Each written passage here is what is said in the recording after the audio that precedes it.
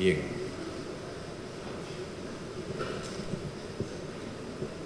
Dese cuenta por relatoría.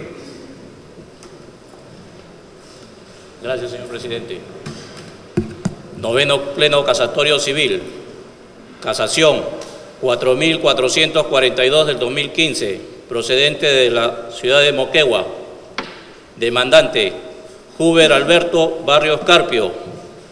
Demandado, Rosa Estrella Reategui Marín y otro, sobre otorgamiento de escritura pública. El Pleno, en su conjunto, declaró procedente por la causal de infracción normativa de los artículos 1549 y 1412 del Código Civil. Señor presidente, los señores abogados no concurrieron a la audiencia.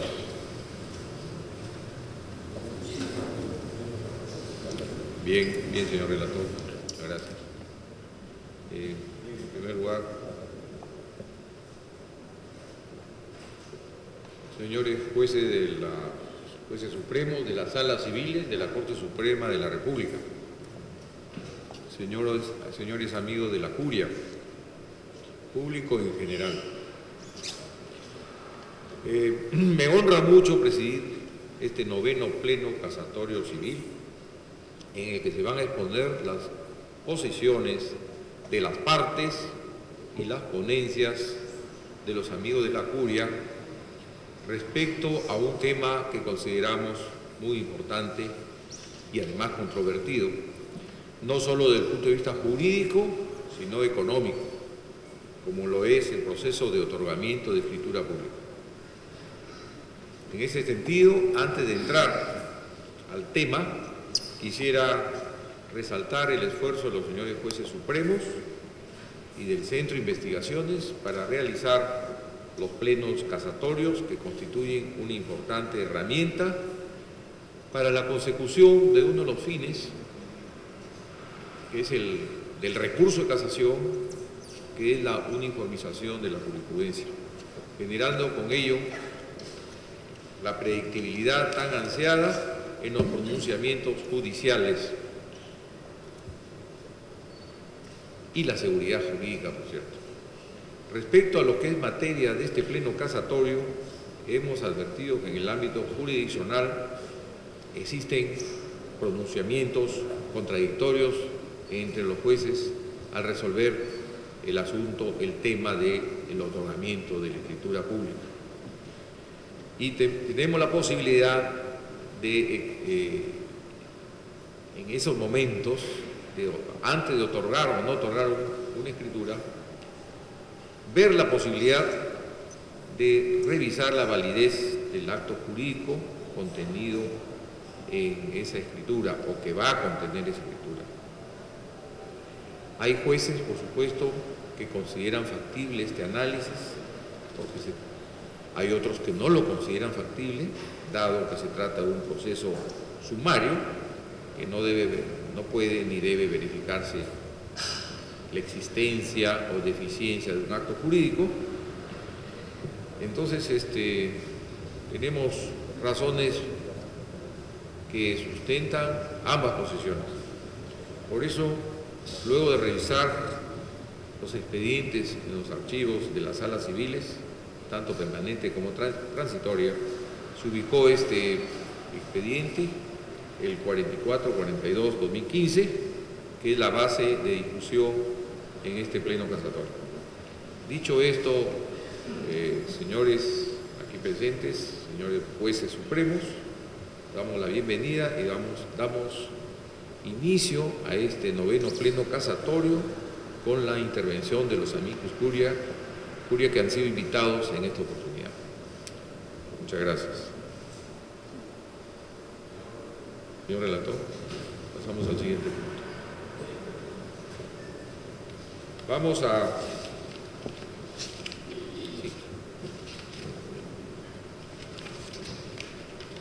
iniciar la intervención de los amicus curia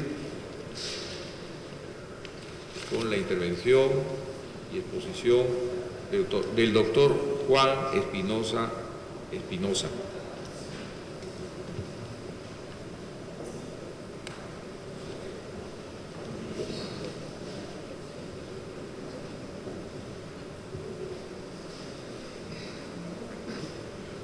Voy a ser particularmente breve. Desde mi punto de vista, al menos el tema está lo suficientemente claro, es algo que ya hemos discutido con la profesora Ariano. Yo entiendo de que el tema tiene aristas procesales y aristas sustantivas. No pretendo referirme a la parte procesal, sino quiero verlo el tema desde el punto de vista sustantivo. Y un poco le robo la idea a la profesora Ariano.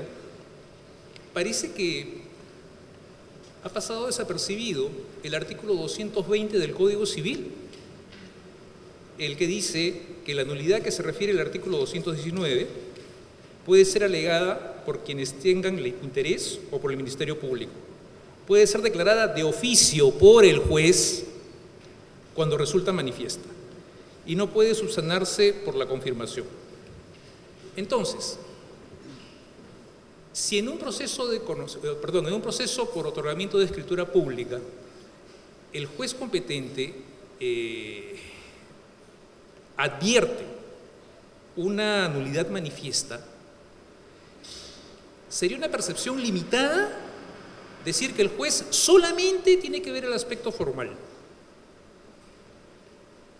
Porque después, y perdónenme la expresión un tanto coloquial, es como el juego del gran monetón, ¿no? Porque el juez solamente vería el aspecto formal, el notario se ve forzado a cerrar esta escritura pública o cerrar la protocolización y a la larga llega al registrador, que metafóricamente es el juez de títulos. Y esta determinación de algún requisito de invalidez tiene que verse desde el inicio. O sea, no se trata de ser medio juez o parcialmente juez. El juez no solamente en un proceso de otorgamiento de escritura pública debe ver el aspecto formal. Y les pongo un ejemplo, no voy a robar los ejemplos de la doctora Ariano. Lo menciono porque lamentablemente nuestro país es un país con amnesia histórica, un caso que llegó al Poder Judicial. El contrato mafioso que hizo Vladimiro Montesinos con los Crucillat de la venta de la línea editorial de Canal 4, ¿no? En el cual, por aparentar ante la comunidad del Canal 4 que apoyaba la reelección presidencial de Fujimori, Vladimiro Montesinos pagaba $2 millones mensuales, con título valor de garantía. Todo eso se ha visto en el Poder Judicial en el proceso penal. Imaginémonos que ese documento, obviamente haciendo un ejercicio, tenga un problema de formalidad y se exija, mediante un proceso de otorgamiento de escritura pública, que se cumpla con esa formalidad. ¿Cómo es posible que un juez solamente se limite a decir de que tiene que ver el aspecto formal? Forzosamente tiene que ver todos los elementos integrantes del acto jurídico, ¿no? Recordemos el artículo 140 que nos habla del agente, del sujeto, del objeto, que sería la relación jurídica, de la causa, la razón determinante del acto jurídico.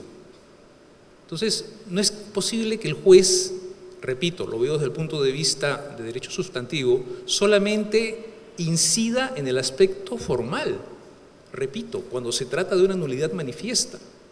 Entonces, si la pregunta es, ¿el juez en un proceso de otorgamiento de escritura pública solamente debe ver el aspecto formal o debe ver en su integridad los requisitos de la validez del acto jurídico? La respuesta es que sí, debe verlos en su integridad. Y el sustento normativo lo encontramos en el artículo 220, que está facultando al juez a declarar de oficio la nulidad cuando ésta resulte manifiesta. No pretendo decir que en el proceso de otorgamiento de escritura pública declare la nulidad, pero sí en todo caso declarar fundada o infundada la pretensión en atención a los requisitos de validez. Eso sería todo. Muchas gracias, doctor Espinosa. Vamos a escuchar a la doctora Eugenia Ariano Dejo.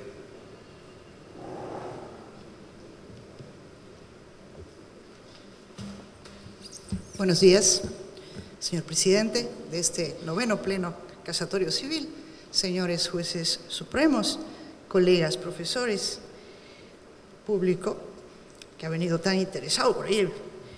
Este tema que aparentemente es sencillo, pero que tiene un gran trasfondo, ¿eh? No es sencillo para nada.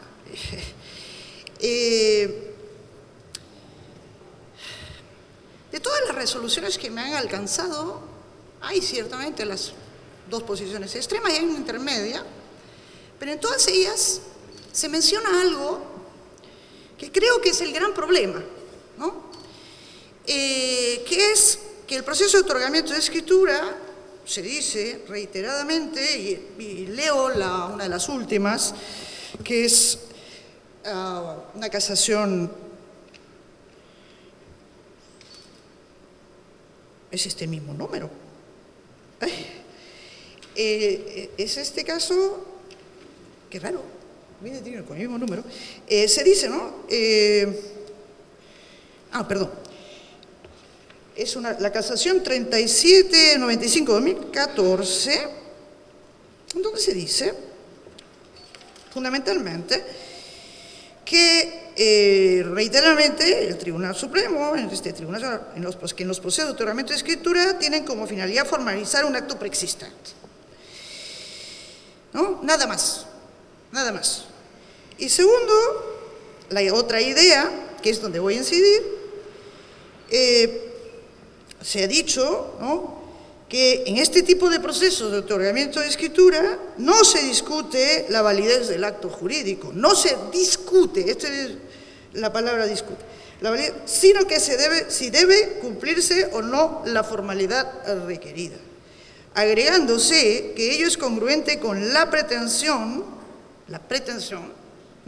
y con la calidad sumarísima del proceso que impide discusión sobre temas que deben dilucidarse en procesos plenos. Y este es el gran problema, esto último, que para mí es el gran error. Un proceso de otorgamiento de escritura se articula por el sumarísimo porque la ley se le ha ocurrido. Con el viejo código era un juicio ordinario y nadie hubiera podido sostener estos argumentos. El Código Procesal Civil modifica el Código Civil como tantas cosas que hizo y dijo, el proceso de otorgamiento de escritura es sumarísimo. Quizá pensó que era muy sencillito y era suficiente que fuera sumarísimo. No sabemos porque nunca nos dijeron por qué hicieron esas modificaciones. Pero aclaremos algo. ¿Qué cosa es este sumarísimo? El sumarísimo que lleva ese nombre no significa que lo que allí se ve sea visto con cognición sumaria. La cognición sumaria es otra cosa. Sumarísimo pues está puesto como sinónimo de breve en su estructura procedimental. Comparado con su hermano un poquito más gordo, que es el abreviado, ¿no?, es un poquito más comprimido, nada más. Ahora, tiene una gran diferencia, debida a la arbitrariedad del legislador, porque no hay ninguna razón que lo justifique, que es que no se puede reconvenir, nada más. Existen otros factorcitos que cada vez han disminuido más y además los jueces no le hacen caso, que es en el caso de cuestionamientos probatorios, solamente puede aprobarse con medios probatorios de actuación inmediata y por lo general esto es dejado de lado. Así que por todo lo demás, un sumarísimo, digamos, en donde se plantea cualquier pretensión, es plenario. Porque hay que aclarar qué significa sumario en sentido técnico. En sentido técnico significa limitación de la cognición derivada de que la propia ley establece que aquí solo se discute, que es lo que pretenden decir acá, solo se discute, como ocurre en los interdictos posesorios, la posesión en sí por sí. Ahí de ustedes, no se pongan a discutir sobre si se tiene derecho o no se tiene derecho. Por lo tanto, eso se resuelve solamente sobre un pequeño angulito de una controversia que bien podría ser mayor y por lo tanto, eso sí es un típico, clásico, además es histórico proceso de cognición sumaria por el objeto. El otro clásico está puesto en la ley, y conversaba con el profesor Arata, es el caso del desalojo, pero no cualquier desalojo, el desalojo por vencimiento de plazo en el contrato de arrendamiento o por vencimiento o por falta de pago de la renta, ¿no? Cuando se funde eso hay limitación probatoria. Cualquier otra causa que no tenga una limitación probatoria o no se derive del objeto propiamente dicho, es un proceso plenario. Y es un proceso plenario porque no hay limitación de lo que puede constituir objeto de discusión. No digo objeto, porque aquí se dice, y esta es la idea equivocada, que aquí no puede discutirse de la validez. ¿Por qué? Porque es sumarísimo. Y no es pleno, en consecuencia. El sumarísimo es tan plenario como lo es un abreviado y como lo es un proceso así llamado de conocimiento, salvo que exista un factor sumarizante establecido por la ley. Por lo tanto, un sumarísimo es capaz, como procedimiento, es capaz de albergar toda la discusión. Lo que no es posible es reconvenir, lo que no significa que no se pueda excepcionar. Es decir, que no pueda ser contralegado por el demandado. En este caso, en el caso que ha motivado la convocatoria a esta sesión, pues los demandados estaban en rebeldía, pero digamos que no hubieran estado en rebeldía y que hubieran dicho al contestar la demanda, la mujer que no había intervenido para nada, y pues que no, bueno, yo no he intervenido para nada, este acto está viciado, es nulo, es ineficaz, todo lo que los civilistas discuten, ¿no? Si es ineficaz o es nulo, lo que fuera, y lo pone sobre el tapete. Podría discutirlo, pero que no, faltaría que no pudiera. ¿Cómo que no puede? En un otorgamiento de escritura se está pidiendo, se está pretendiendo el cumplimiento de una formalidad porque así lo pactaron las partes, porque la ley lo establece o porque lo que sea. Eso es un punto segundo frente a la validez del acto. No basta que haya un documento o lo que fuera en donde se establece la obligación que pudieran haber pactado las partes para formalizarlo notarialmente. Puede ponerlo, de hecho en el contrato de Montesinos mencionado por el profesor Espinosa bien podría haberse puesto la cláusula: este contrato será elevado a escritura pública ante un notario amigo, ¿no? Que no nos va a hacer problema, porque un notario serio no haría eso, ¿no? Y ese es otro detalle, ¿no? El tema, ¿no? ¿Cómo un juez no va a poder apreciar? La parte lo puede deducir. ¿Qué es lo primero? Si se puede discutir, porque ¿quién discute? En principio discuten las partes. En el caso, debo decir, quien puso el tema de la validez, lo puso el propio demandante. El propio demandante afirma en su demanda y dice expresamente: este contrato es válido, ¿no? Dice todo, tiene todo, y menciona todos los elementos del acto. Me menciona, dice, tiene esto, ¿no? Habla primero, ¿no?, de que celebró el contrato por teléfono con la mujer, y luego dice que hay una manifestación de voluntad tácita. Es un poco contradictorio el hombre, pero importa. Lo cierto es que él mismo pone sobre el tapete la validez, y aunque no la pusiera por implícito, forma parte de la causa petente de cualquier pretensión, sobre todo en este debería ser absolutamente pacífico, ¿no? Debería ser absolutamente pacífico, que obviamente un prius, uno que va antes, alguien que está pidiendo el otorgamiento de una escritura pública, de un acto que fuera, que no 100 sobre 100, creo que son contratos, porque si no, no había nadie del otro lado, ¿no?, a quien exigírselo, que hay que determinar la validez, aunque la otra parte no lo establezca, qué es lo que significa esa, entre comillas, declaración oficiosa del segundo párrafo del artículo 220 del Código Civil. El juez tiene que hacerlo, tiene el deber de hacerlo, porque si no estaría ordenando, imagínense ustedes, que se eleve a escritura pública un acto que adolece de un vicio que lo invalida. Y llegaría este pobre notario, que no es un notario amigo de Montesinos, sino que es un notario serio, como son los notarios, y él no podría hacer uso de ese derecho que le da la ley del notariado de no elevar a escritura pública un acto que es contrario a la ley o a las buenas costumbres o a la moral. Oiga, un notario puede negarse, un juez no va a poder apreciar que ese acto está viciado, y solamente porque hay una clausulilla ahí que dice que las partes tienen que elevar escritura pública, si no, yo solamente veo esto. Por supuesto que puede, ese problema no debería ni plantearse, pero el gran obstáculo ha sido esta idea, y es esta idea de que el sumarísimo no podría discutirse de la validez. ¿Cómo que no? O lo pone en cuestión la propia contraparte, o lo pone en cuestión el juez. Ahora, otra cosa es que obviamente el juez tiene que ponerlo sobre la mesa. tiene que activar el contradictorio. Todo ejercicio de poder oficioso tiene, o debería ser, esta es mi batallita, previo promoción del contradictorio con las partes, que en primera instancia debería ser en el momento de fijación de los puntos controvertidos, que debería ser el momento para decirle, ¿sabe qué? A mí me parece, ¿no?, que a mí me parece que aquí hay algo que no anda bien. En este caso particular, debo decir, no había necesidad de promover el contradictorio, porque el propio demandante había puesto sobre el tapete el tema. El propio demandante. Moraleja, si un notario puede negarse a elevar escritura pública, los registradores, un registrador le llega un título y dice, no, esto es inválido. Expresamente la ley le autoriza a controlar la validez del acto. Tiene que hacerlo, si no incumple su deber. ¿Cómo no lo va a poder hacer un juez? O sea, el hecho de que surja este problema es lo que más me preocupa. Debo decir que este es un gran tema, es un tema sobre el cual se discute un poco en todas partes, sobre los límites de la apreciación oficiosa del juez de los vicios, en qué ámbito.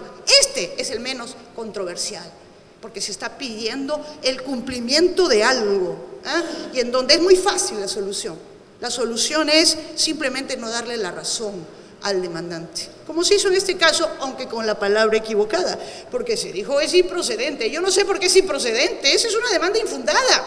Se está diciendo que en buena cuenta que no hay contrato porque la mujer no intervino, y no hay contrato, entonces ¿qué cosa vamos a elevar a escritura pública? Esa demanda es infundada.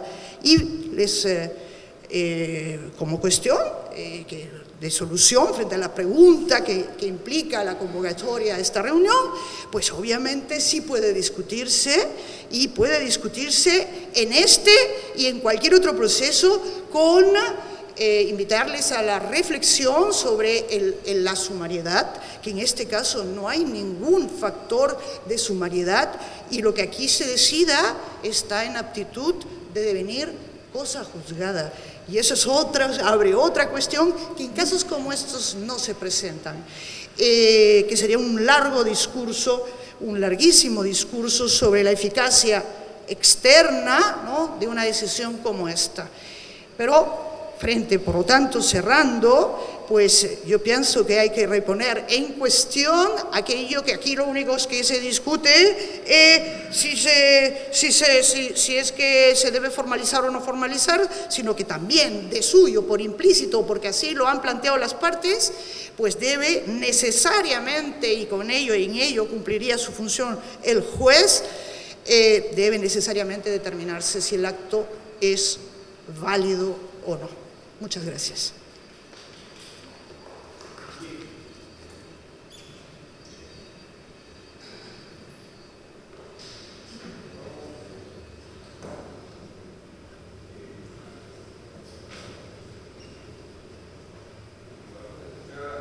Escuchar al doctor Moisés Arata.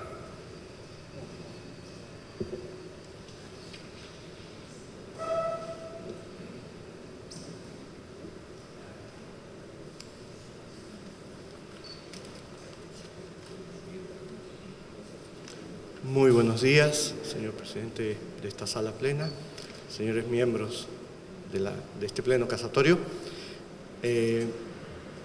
Voy a hacer unas breves reflexiones sobre la casuística que ustedes han tenido a bien compartir con nosotros para poder analizarla en este pleno y poder evaluar si corresponde o no corresponde fijar un criterio determinado. Obviamente hay criterios encontrados.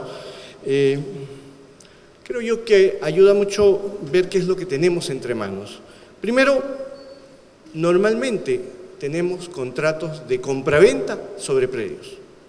No he visto, ni en material adjuntado, ni en la práctica, que alguien demande el otorgamiento de escritura pública respecto de unas acciones o respecto de unos bienes, porque eventualmente no los necesita. Y entonces el problema fundamental es inmobiliario. Segundo, se aprecia que en muchos casos el precio se encuentra pagado, se encuentra íntegramente pagado.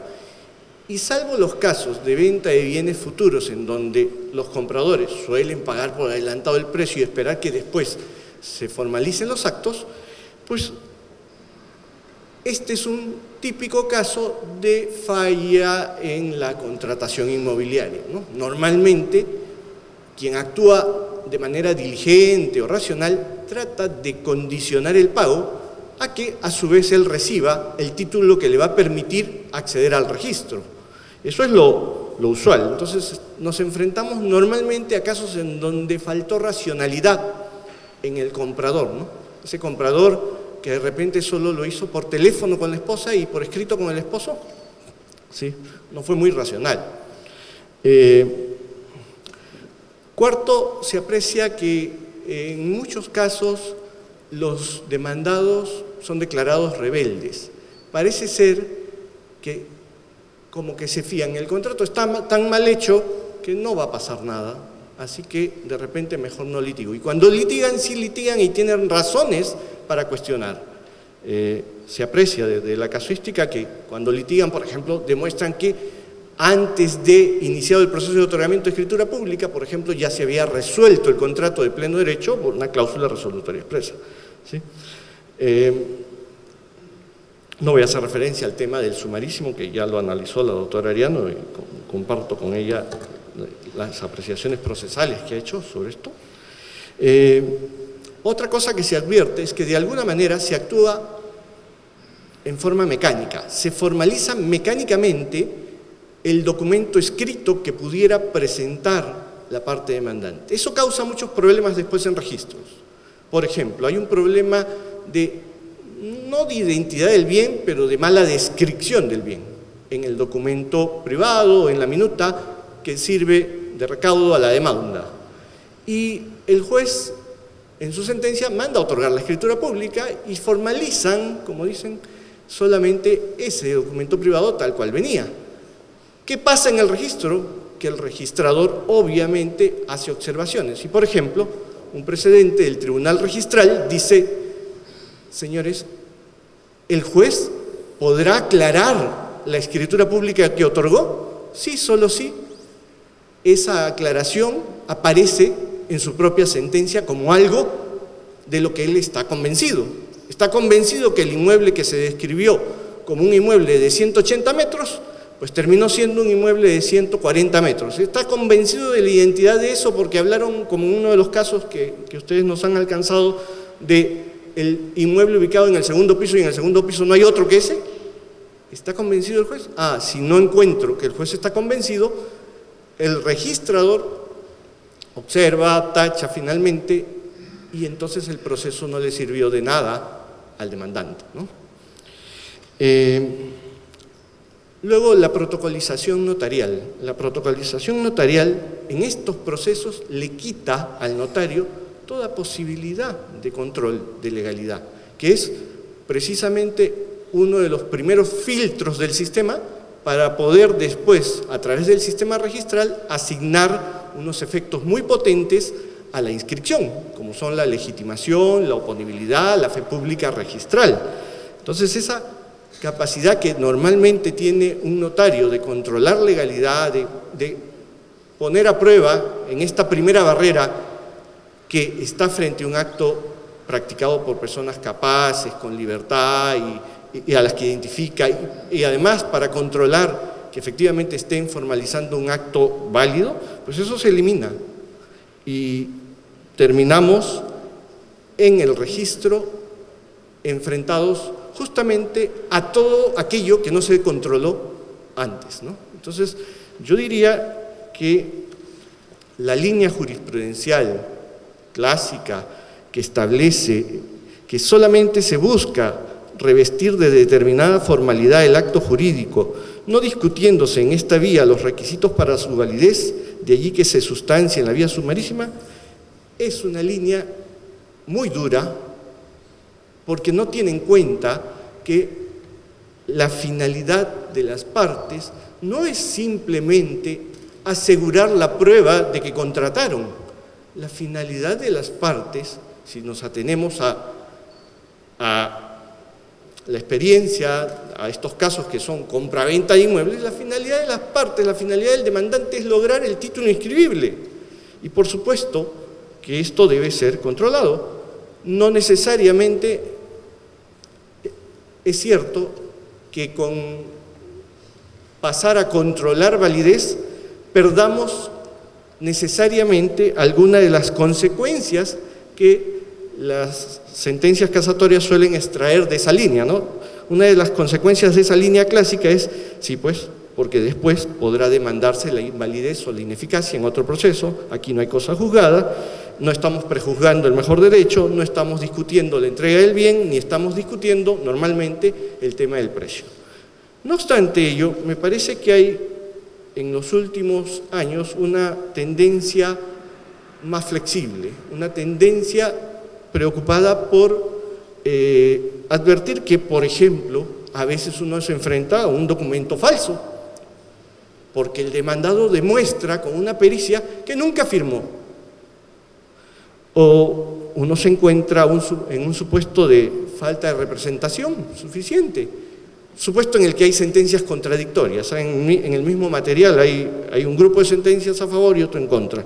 O el caso del cónyuge no interviniente, que también tiene sentencias contradictorias. Y otro caso es el de la ineficacia sobreviniente por aplicación de la cláusula resolutoria expresa. Ya se resolvió el contrato. Si de lo que se trata es de encontrar que esa obligación de formalizar tiene un soporte, pues ese soporte ya no existe. ¿Cómo no se va a declarar infundada la demanda? ¿Cómo voy a seguir dándole efectos a un contrato que ya no los tiene? ¿No? Entonces, a mi entender, creo que podemos, si queremos, mantener la idea de que se está formalizando un contrato, pero lo que debemos reconocer es que la finalidad del proceso es lograr el título inscribible. Reconocer los casos de nulidad manifiesta, pero también los casos de inexigibilidad de la obligación de otorgar la escritura pública, porque a veces eso se desprende del propio pacto. El propio pacto señala, por ejemplo, hasta que no termines de pagarme, no te voy a otorgar la escritura pública, y es obvio, ¿no?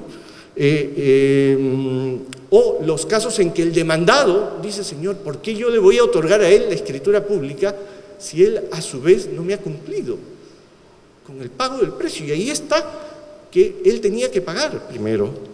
Entonces, hay que reconocer esos supuestos que creo que permiten hacer más flexible y más útil el proceso de otorgamiento de escritura pública para el sistema de publicidad de los derechos reales, ¿sí? Sin perjuicio también de abordar este tema de las comprobaciones aclaratorias o subsanatorias que el juez puede encontrar. Me he convencido, ¿no?, de que el inmueble es el mismo, me he convencido que no hay un problema de identidad, para que en registros no tengas un problema de identidad. Entonces esas son las cosas, creo yo, que en este pleno casatorio se podrían evaluar sin perder esas consecuencias, porque se podría actuar de manera semejante a lo que se ha hecho en el cuarto pleno casatorio, ¿no? Se ha dicho, las discusiones de validez estarán en los considerandos, no en el fallo. Y de esa manera, si se quiere evitar perder esas consecuencias de la línea inicial, pues puede bien procederse de esa manera, ¿no? El caso de intervención de los cónyuges está vinculado obviamente al tema del octavo pleno casatorio, ¿no? Si concluyen que es nula la falta de intervención de los cónyuges, no hay forma de no controlar esto. Si concluyen que es ineficacia, eventualmente podría yo decir, bueno, déjame tener una escritura que ya sé que no va a surtir efectos, pero déjame tener por lo menos una escritura pública para tratar de convencer a la cónyuge o al cónyuge que me otorgue la escritura pública complementaria que necesito. Pero bueno, eso está atado, como digo, a lo que se resuelva en el octavo pleno casatorio. Esas son las reflexiones que quería compartir con todos ustedes, con los amigos de la curia y con el público en general. Muchísimas gracias. Muchas gracias, doctor Arata. Doctor Martín Mejorada Chauca.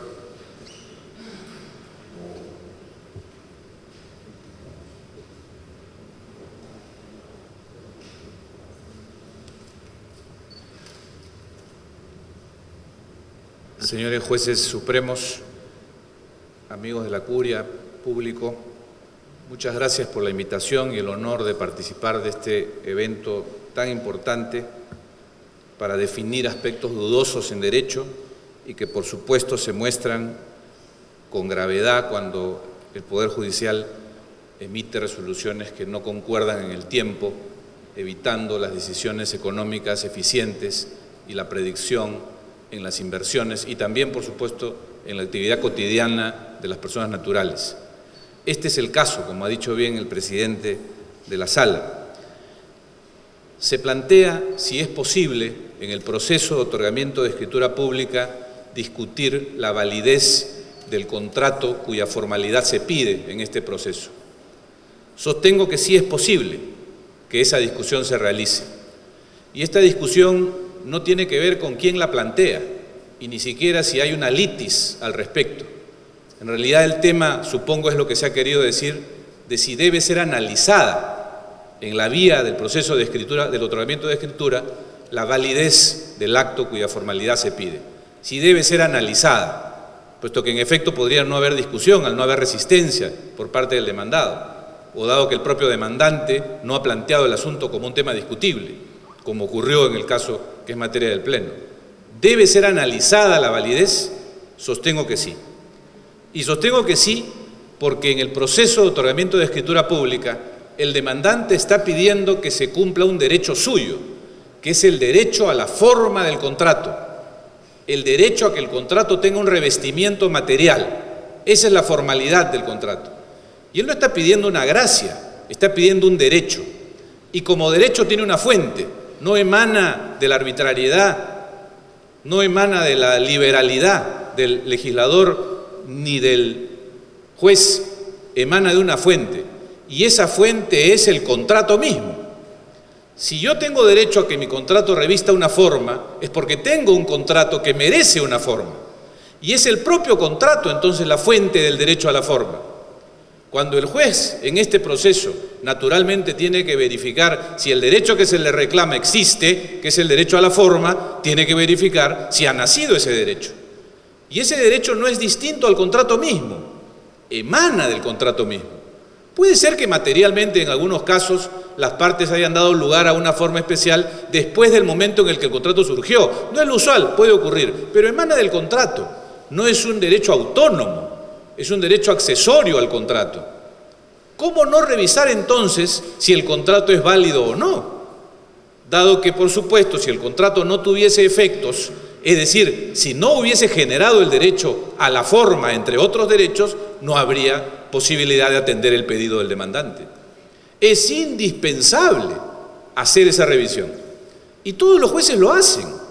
Nadie, por supuesto, ha otorgado la escritura pública en la convicción de que no existe el derecho. Todos los jueces, aún en sentencias contradictorias, parten de la creencia de que el derecho a la forma existe. De lo que se trata es de decidir o de evaluar si en la vía de este proceso se puede declarar esa invalidez cuando existe o declarar la validez cuando ésta ha persuadido al juez que concede la escritura pública. Y sostengo que eso no es posible. Que si bien se puede y se debe analizar la validez del acto, no se debe ni se puede declarar la validez o invalidez del acto. Y para llegar a esta conclusión, señores jueces supremos, sostengo que hay que tener en cuenta algunos elementos. Y el primero de ellos es la vía donde esto se tramita. Y creo que sí tiene importancia la vía.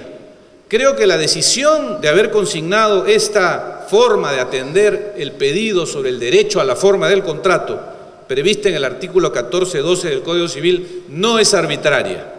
Podemos discrepar de que si fue la idónea, pero no es arbitraria. O en todo caso, dado que el legislador no es finalmente la fuente más importante en la interpretación, es decir, la histórica no es la más importante de los métodos de interpretación, es función de los jueces darle sentido y fundamento a esa decisión del legislador que dijo: cuando las partes han convenido una forma o cuando la ley dispone una forma para el contrato, el requerimiento para que éste se dé se hace en la vía sumarísima. Entonces la determinación de los alcances del trabajo judicial en la evaluación de lo que se le pide para que se cumpla el derecho a la forma del demandante, es uno que tiene que ver con esa vía. Es indispensable. Y es muy importante decir que esta sala, la sala plena, ya revisó la importancia de la vía sumarísima en el alcance del análisis judicial a propósito del cuarto pleno casatorio sobre desalojo. Ya la sala dijo con muy buen criterio que es en razón del sumarísimo que la evaluación que ahí se haga de la condición del demandante como propietario y del demandado como precario es una evaluación ligera, es una evaluación de urgencia, es una evaluación que en razón de todo lo que implica lo sumarísimo es una decisión provisional. Porque hay que atender el reclamo de quien dice ser dueño y hay que sacar rápido a quien no tiene título alguno. Esa es la razón, en el caso del desalojo por precario. ¿Cuál será la razón en el caso del sumarísimo para otorgar la forma? No creo que sea arbitraria. La forma en los contratos es en muchos casos, y como bien se ha recordado, la experiencia lo señala, una exigencia del mercado fundamental, y diría yo una urgencia fundamental que en los tiempos más recientes se torna más clamorosa: el acceso al registro. ¿Por qué los contratos sobre bienes tienen que acceder al registro si los sistemas traslativos de derechos reales, casi ninguno, solo la hipoteca, existe en vía del registro? Todos los demás se adquieren por consenso, la propiedad y los demás derechos reales, salvo la hipoteca. ¿Por qué tendrían que acceder al registro? Porque solo llegando al registro se logra concretar el derecho de verdad. El consenso que describen las normas sustantivas no es suficiente y el propio sistema legal lo acepta. Las normas de concurrencia de acreedores 1135 y 1136, las normas de fe pública registral 2014 y otras similares de la legislación especializada señalan: solo quien tiene un derecho sobre bienes inscrito conserva ese derecho. Es evidente entonces que todo aquel que contrata sobre bienes espera concretar ese derecho y conservarlo. Nadie adquiere o contrata un derecho admitiendo la posibilidad de que lo va a perder sin su voluntad por la existencia de un fraude o por la concurrencia de acreedores que él desconocía.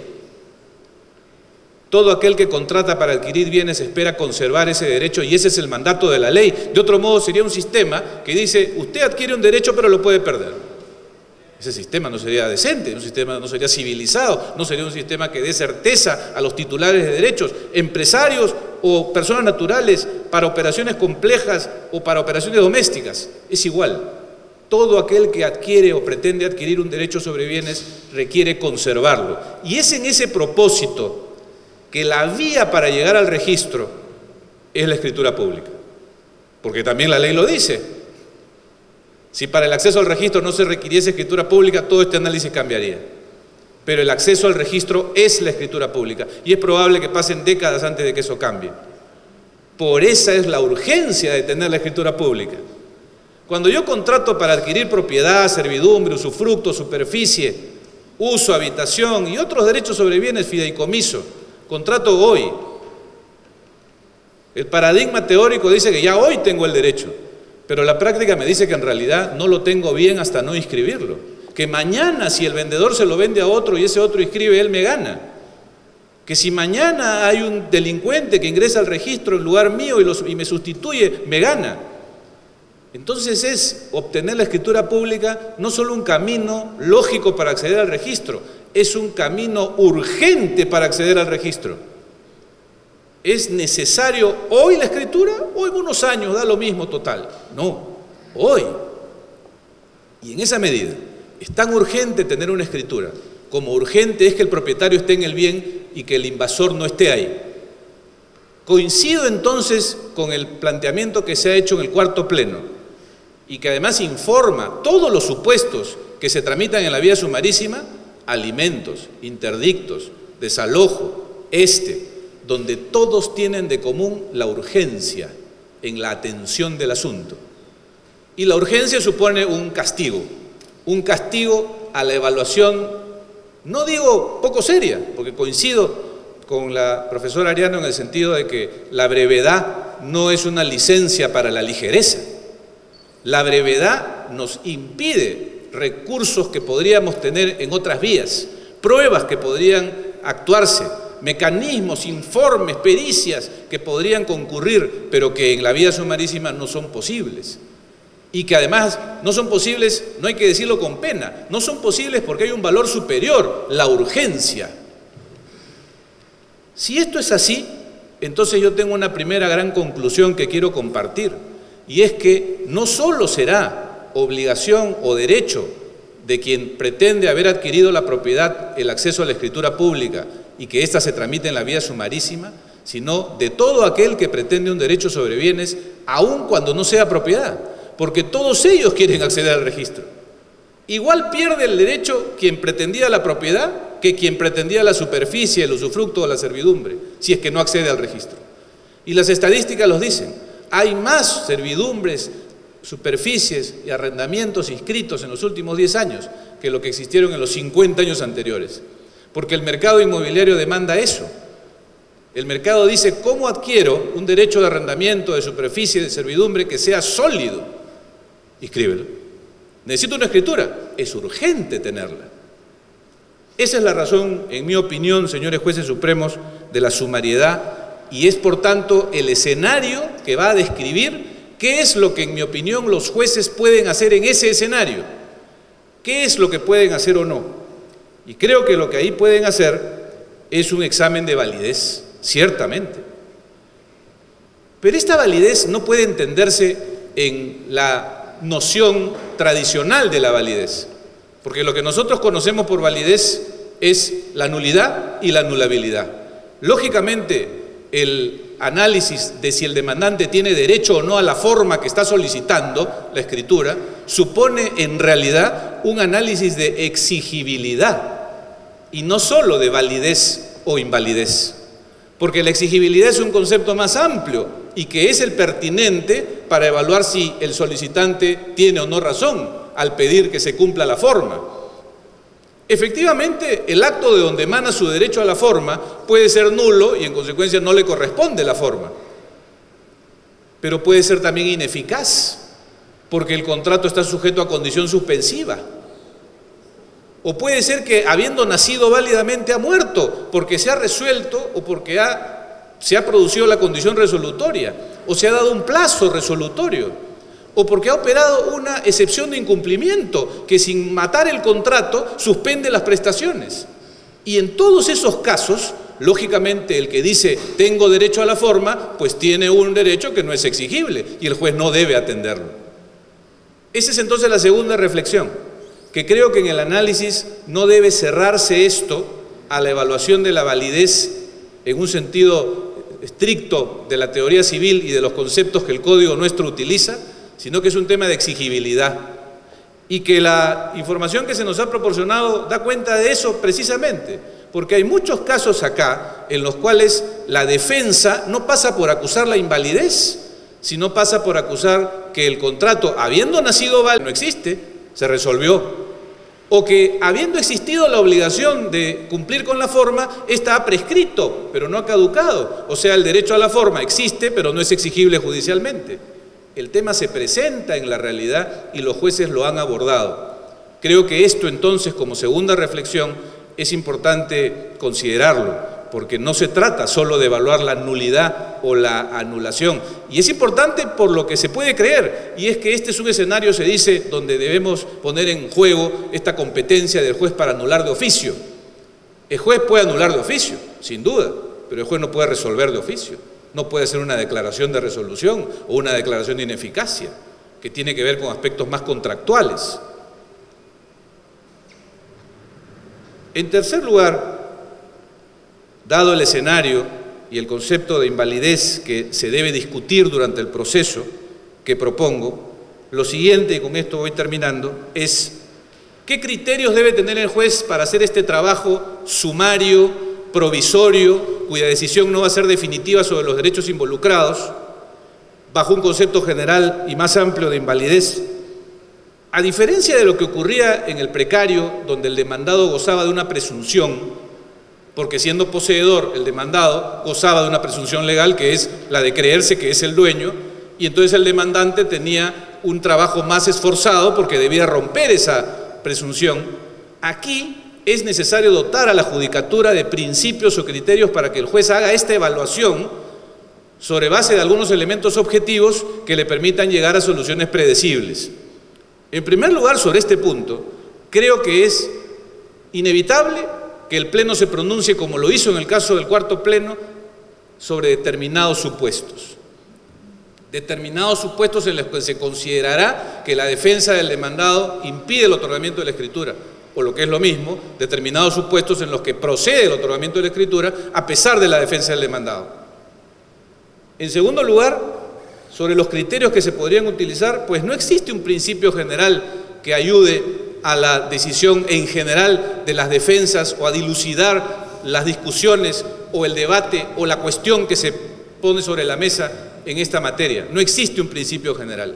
Hay algunos principios sueltos, que son los que quiero compartir en razón de los casos que he podido ver en el material que se nos acompañó.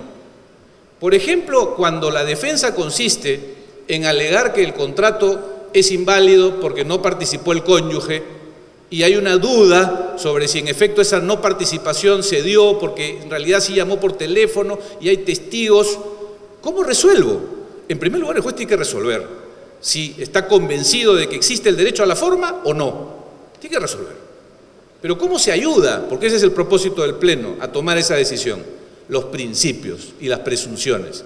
En el tema que traigo a colación, que es uno de los que he visto repetidos, el principio, y que es norma legal, según el cual los bienes adquiridos durante el tiempo de las sociedades gananciales se presumen comunes o se presumen parte de las sociedades gananciales. Esa presunción ayuda al juez para ese caso concreto, porque entonces quiere decir que la posibilidad de que el demandante que pide el otorgamiento de la escritura prescinda de la participación de los dos cónyuges es absolutamente imposible cuando esta presunción va en su contra.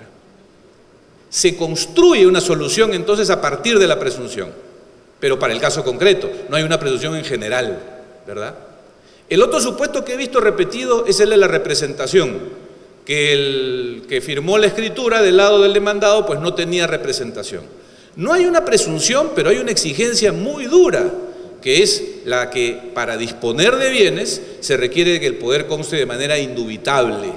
Tras ese mandato fuerte del Código Civil está la exigencia de que en la evaluación de la existencia de la representación el juez tiene que ser especialmente demandante, exigente y riguroso.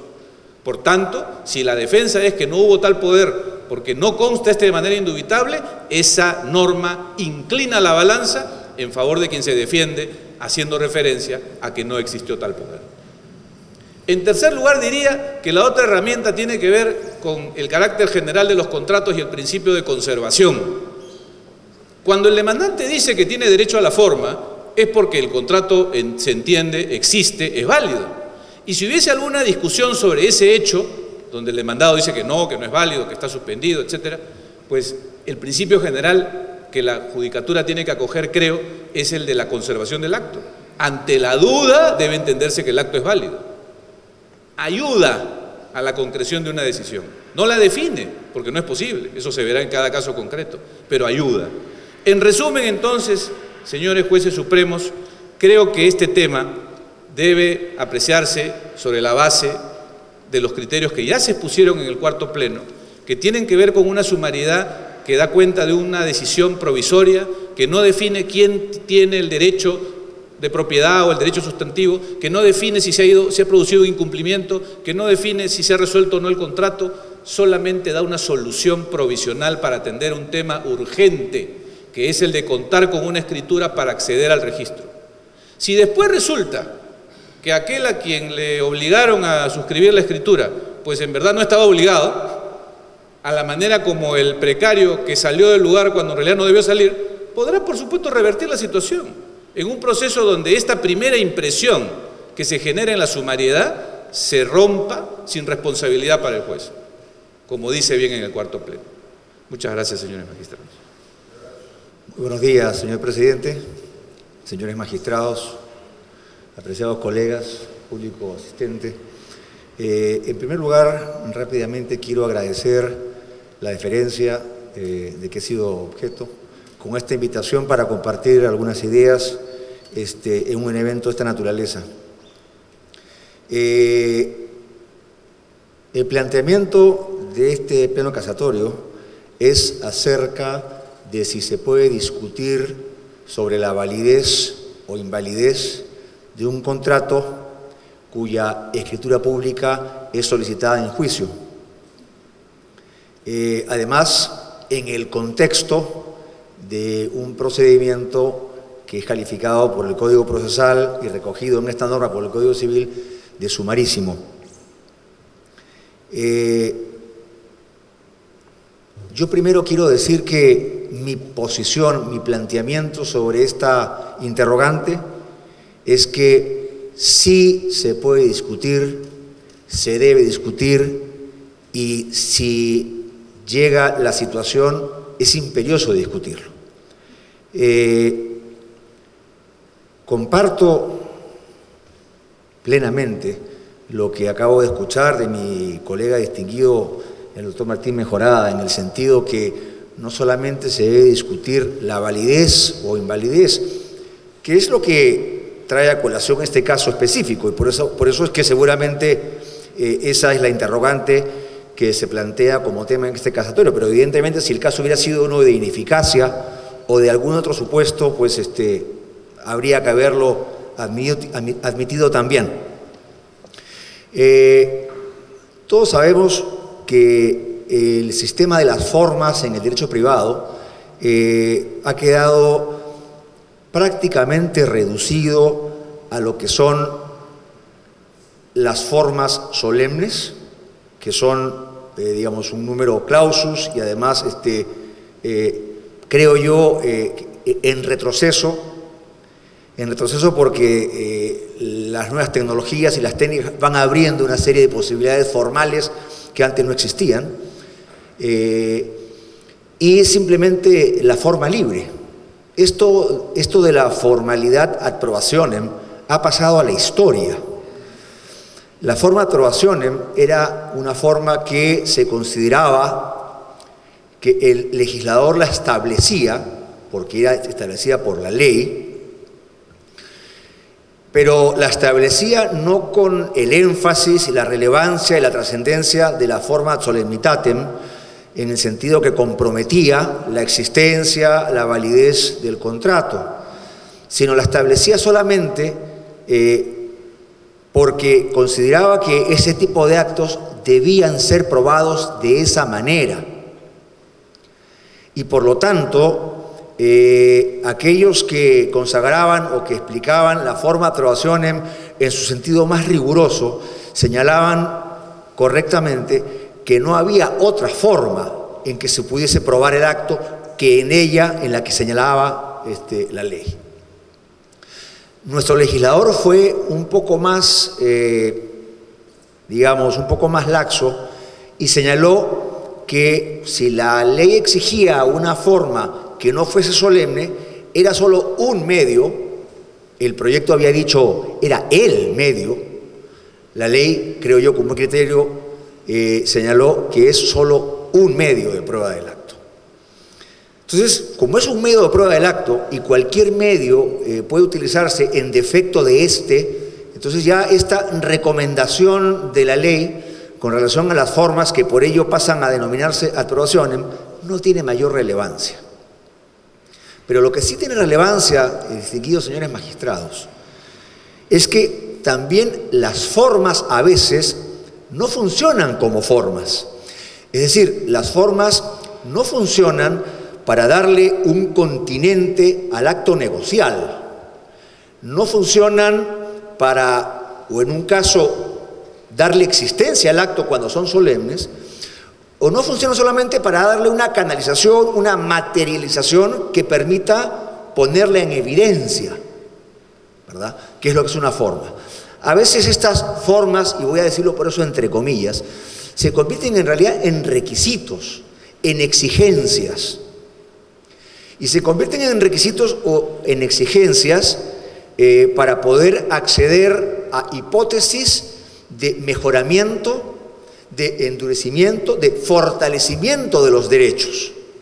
Y eso es lo que pasa a ser, en ciertas ocasiones, la escritura pública, como otras formas. Por ejemplo, la ley, en el caso de concurso de acreedores, no exige necesariamente escritura pública para ganar. Claro, dice que el que accede al registro es el triunfador, pero en defecto de eso, ¿verdad?, que tiene fecha cierta, más antigua, es el ganador.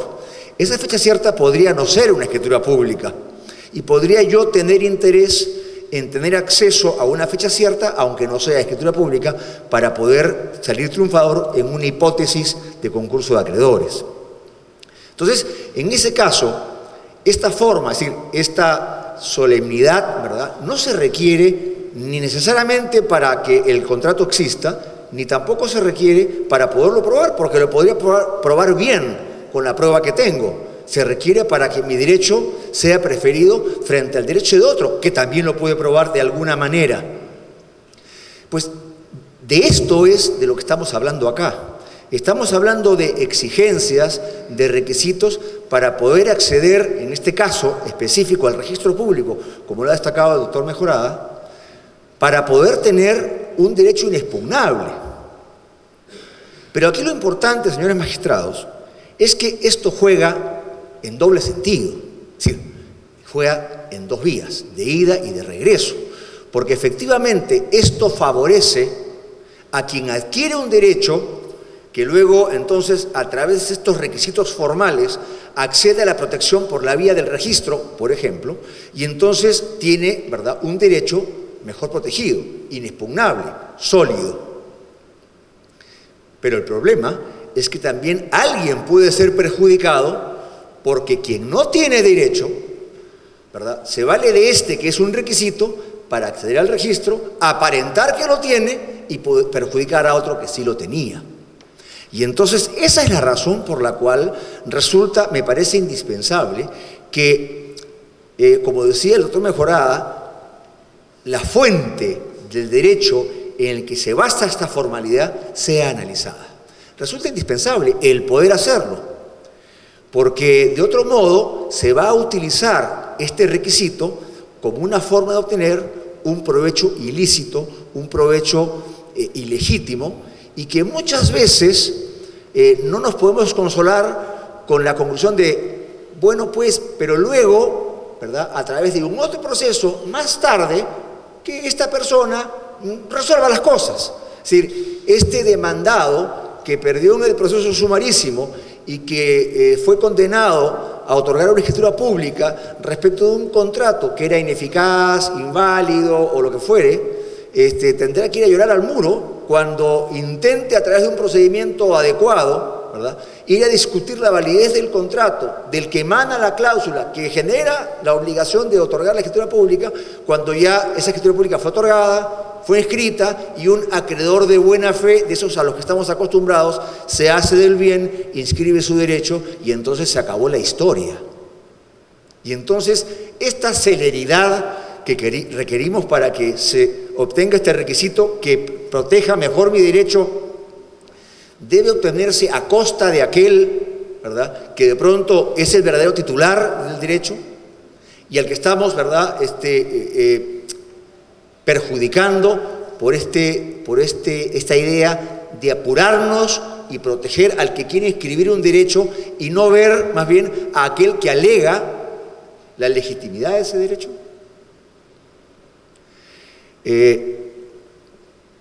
Hemos tenido nosotros una serie de circunstancias que nos han permitido abrir los ojos sobre la cantidad de mecanismos y de fórmulas que se pueden inventar para lograr perjudicar a aquellos titulares que, teniendo derecho, ven cómo a través del registro desaparecen. Hay casos emblemáticos y hoy día tenemos en el Poder Judicial, ¿verdad?, una maquinaria monstruosa articulada a través de estos temas de arbitrajes, casos sumarísimos, escrituras públicas, inscripciones y buenas fe registrales. Tenemos que tener mucho cuidado con esos problemas.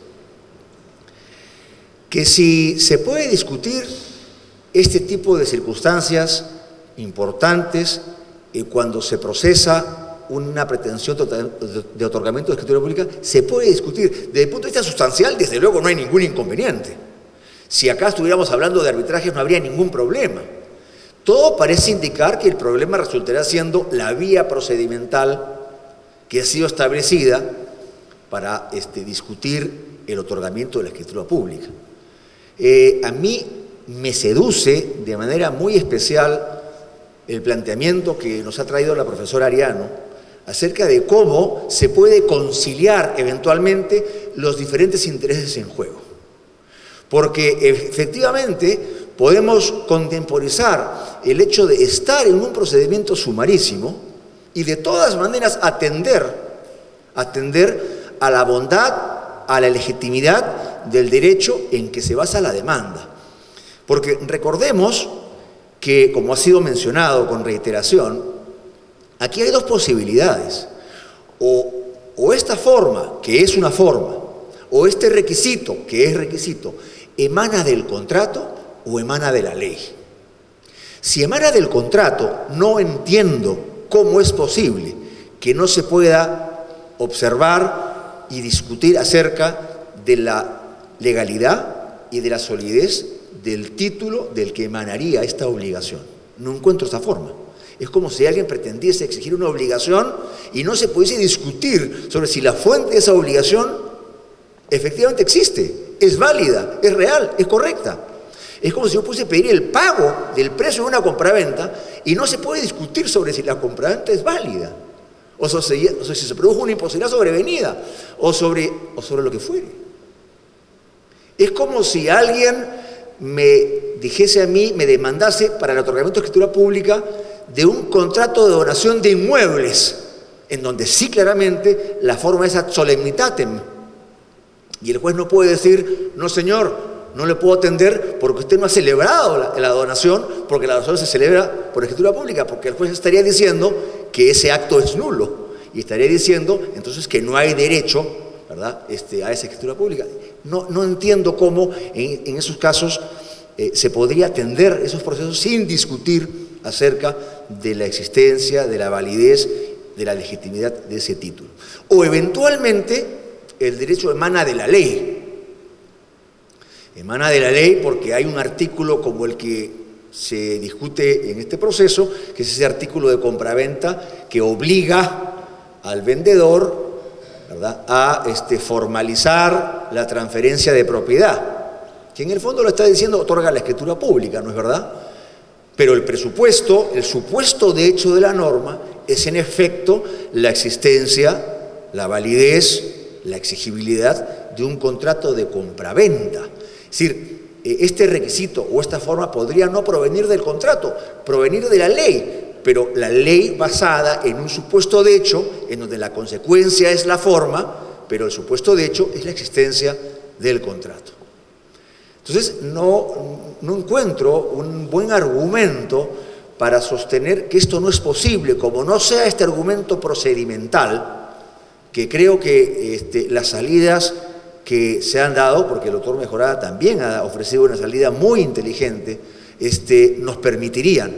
Lo importante es que no se excluya bajo el argumento de que hay un proceso sumarísimo toda discusión, toda dilucidación y toda certificación de que existe en efecto el título jurídico del que el derecho y la contrapartida, el deber de otorgar un requisito o una formalidad emana.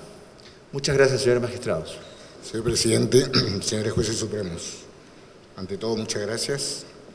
Es un honor estar aquí y poder expresar algunas ideas sobre el tema en discusión. Del material que compone los documentos para discutir este tema, uno puede apreciar una diáspora de posiciones sobre la posibilidad de introducir una discusión sustancialmente diferente a un proceso formalista a ultranza. Considero, señores magistrados, que hay una grave equivocación en el análisis de la estructura de los contratos con prestaciones recíprocas. Estimo que la jurisprudencia analizada nos permite llegar a esa conclusión y voy a explicar por qué. La doctrina de los contratos bilaterales del Código Abrogado de 1936 ha sido ampliamente superada, escuchando la tesis del maestro Manuel de la Puente y Lavalle, que cambia el centro de atención de los contratos a la génesis de lo mismo, sinalagma genético, al momento de la ejecución de las prestaciones, sinalagma funcional. Y por eso dejó de hablarse de contratos con obligaciones recíprocas para hablar de contratos con prestaciones recíprocas, porque se le pone el acento al momento en que se cumplen las prestaciones. Es decir, la actividad desplegada por los contratantes, no la voluntad declarada para darle nacimiento al acto contractual. Son dos momentos distintos y por tanto vitalmente diferentes.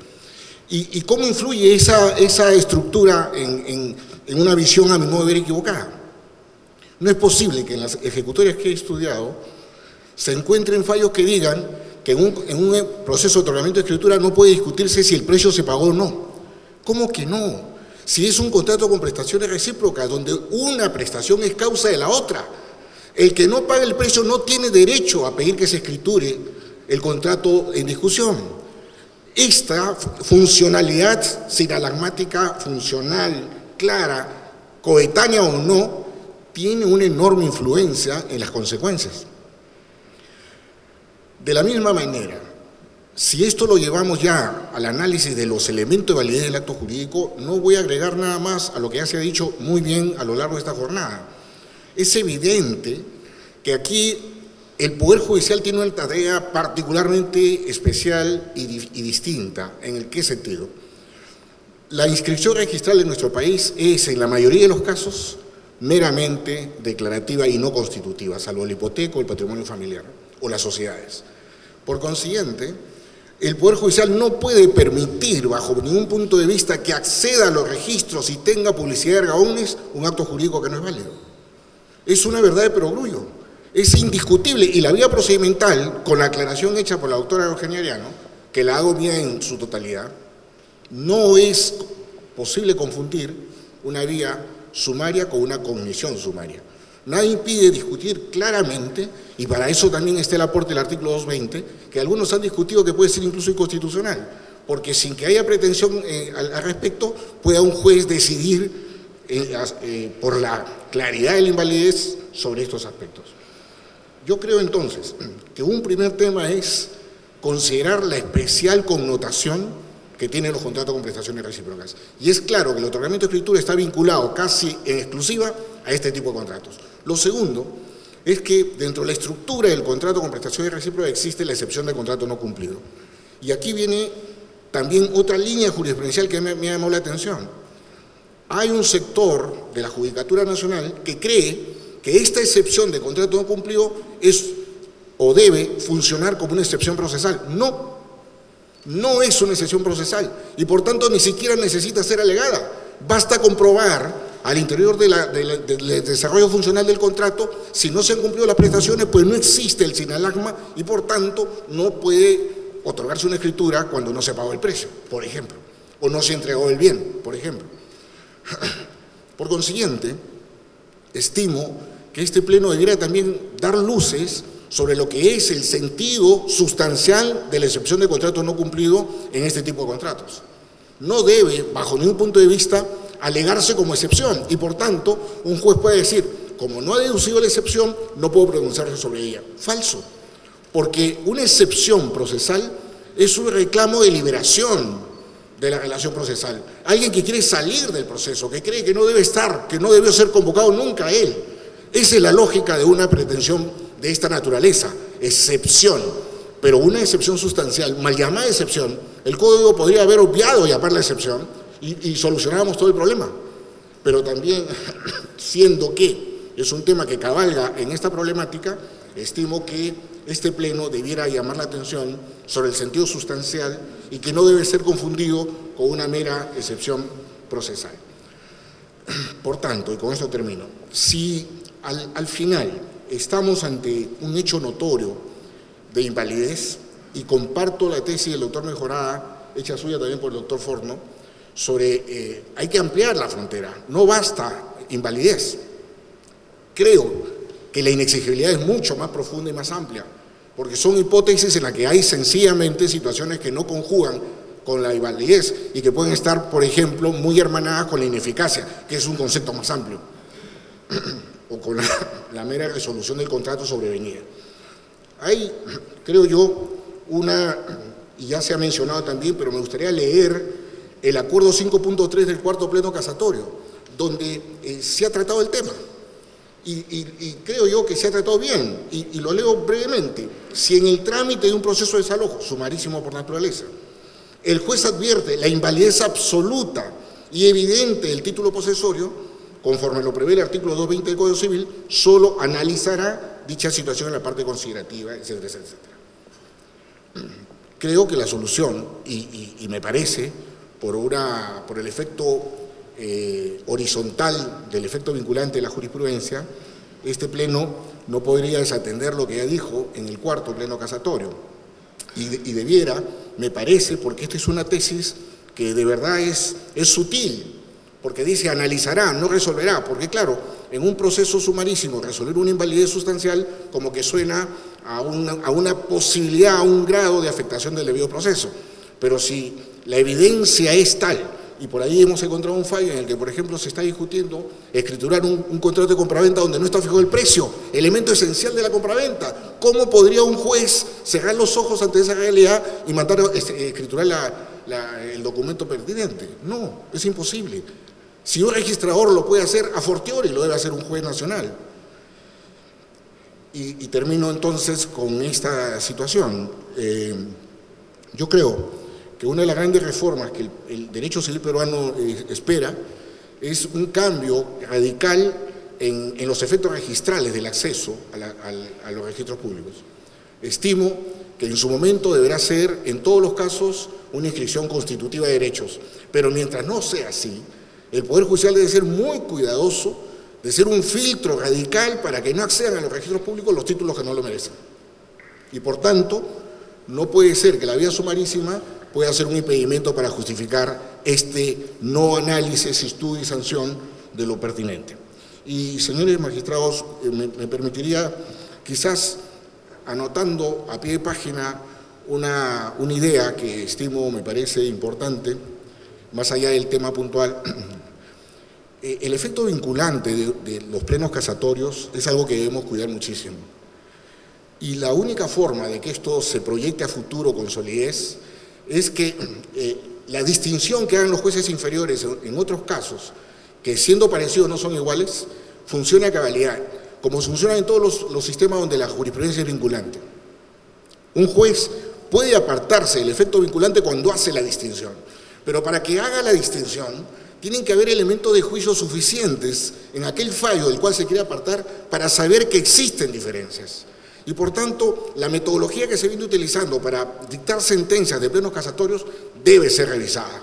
Yo creo que algo que debe formar parte de una sentencia de pleno casatorio es establecer puntualmente aquellos aspectos fácticos centrales que han motivado la decisión, para que los jueces en el futuro, en casos que siendo parecidos pero no son iguales, puedan apartarse.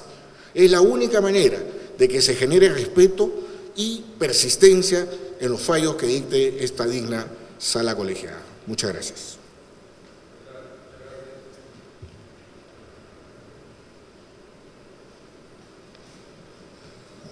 Gracias, doctor Nelson Ramírez. Señores, vamos a pasar a una etapa de preguntas por parte de los señores jueces aquí presentes.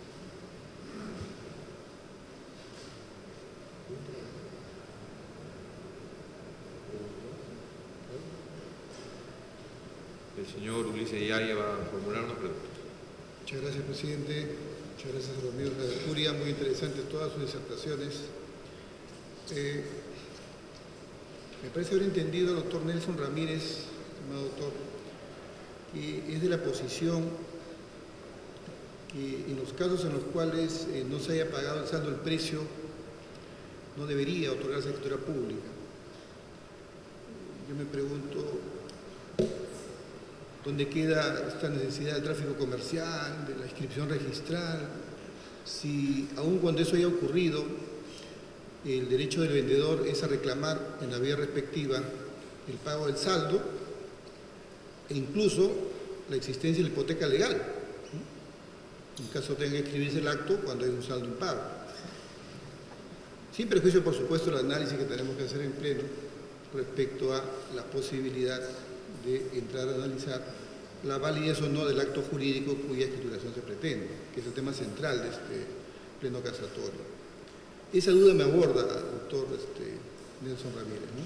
¿Cómo no hacerlo si existe la posibilidad de exigencia del crédito por parte del vendedor, en tanto el precio esté impago, y la existencia también de la posibilidad de que la inscripción futura esté sujeta a una hipoteca legal?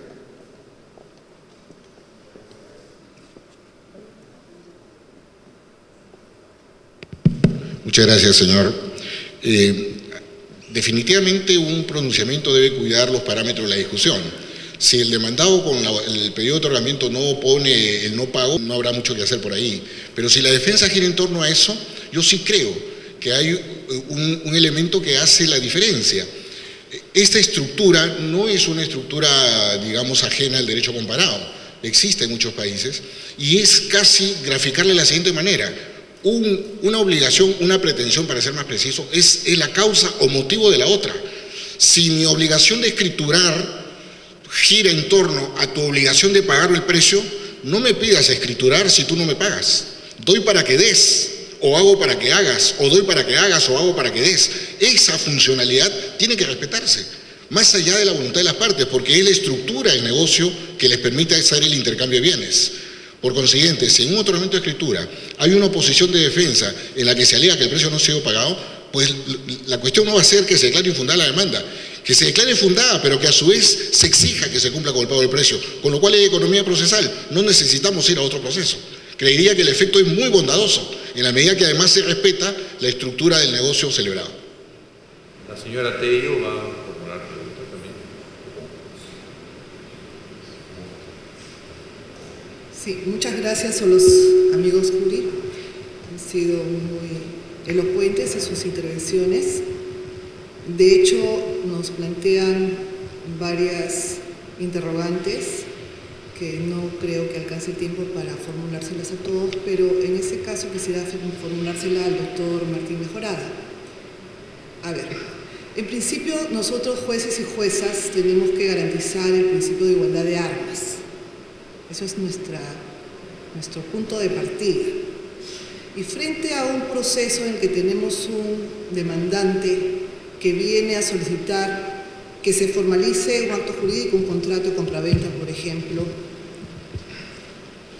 de pronto va a tener, según la posición prácticamente unánime que hemos escuchado, un fallo que no solamente le va a ser contradictorio, sino que además, y en términos coloquiales, sería que iría por lana y saldría trasquilado, porque la decisión judicial que va a recibir va a ser no solamente no tienes derecho a que se te formalice el acto jurídico que tú pretendes, sino que además este es inválido. Entonces, si hablamos de principios, por ejemplo, pensemos en el principio de la reformatio imperus. No se puede ir en contra de los intereses del apelante. Haciendo un parangón, no es igual. Pero entonces el actor entraría a una suerte de terminar con todo en contra. En un proceso que, como ya lo ha mencionado la doctora Ariana también, es un proceso en donde no hay una reconvención. Entonces, como magistrados, ¿cómo garantizamos este principio de igualdad de armas, por un lado? Y por otro lado, ¿cuál sería el efecto jurídico? Las consecuencias, me parece no haberlas escuchado, las consecuencias jurídicas de esta decisión judicial frente a un planteamiento futuro. La consecuencia judicial de esta decisión que no ampara la demanda, considerando que el contrato es inválido. Gracias. Sí, muchas gracias por la pregunta. En realidad, mi posición es que, debiendo en el proceso de otorgamiento de escritura evaluarse la validez o exigibilidad del acto cuya formalidad se solicita, la decisión negativa de que no se le va a otorgar la escritura pública no supone la declaración de invalidez o inexigibilidad. Se sustenta en esa consideración, pero no declara la invalidez o inexigibilidad. Como que cuando es estimatoria y se acepta el pedido de otorgamiento de escritura, tampoco es una declaración de validez o exigibilidad. Son las consideraciones para tomar la decisión, pero no hay tal declaración, precisamente porque estamos en un proceso donde la verificación no es sustantiva, no es de fondo. Las consecuencias por las que se pregunta son fundamentales, porque siendo esto así, si la demanda fue declarada infundada en consideración a que el juez ha considerado que en apariencia hay un problema de validez, eso no significa que el acto es irremediablemente inválido. Podrá a quien se le negó esta escritura en la vía sumarísima recurrir a la vía lata y demostrar ahí que su acto sí es válido, con las pruebas que no pudieron actuarse en la vía sumarísima. Insisto por eso que ocurre aquí exactamente lo mismo que en el desalojo del precario. Cuando el desalojo es declarado fundado, no significa que el demandante es el propietario y que el demandado definitivamente es un ilegítimo. Solo que en la verificación sumaria ha resultado esa impresión y ese va a ser el efecto, la salida inmediata, lo que no implica que en el proceso lato pueda revertirse la situación.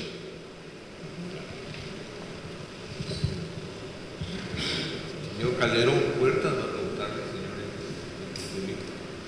Muchas gracias, señor presidente, y muchas gracias a los amigos de la curia. Yo tengo 3 preguntas, quisiera dirigírselas a la vez. En orden. La primera pregunta dirigida al doctor Juan Espinosa, que tiene que ver con los puestos por el doctor Alonso Ramírez y la pregunta hecha por el doctor Ulises Gaya, el asunto del precio. Si ya hubo bien y precio, aunque hubiera saldo, ¿es posible no amparar la demanda de otorgamiento de escritura pública? La segunda pregunta, doctor Forno, ha hablado del contrato de donación y la hipoteca, el artículo 1098 del Código Civil, la hipoteca se constituye por escritura pública, puede solicitar su otorgamiento. Y la tercera pregunta va dirigida a la doctora Ariana.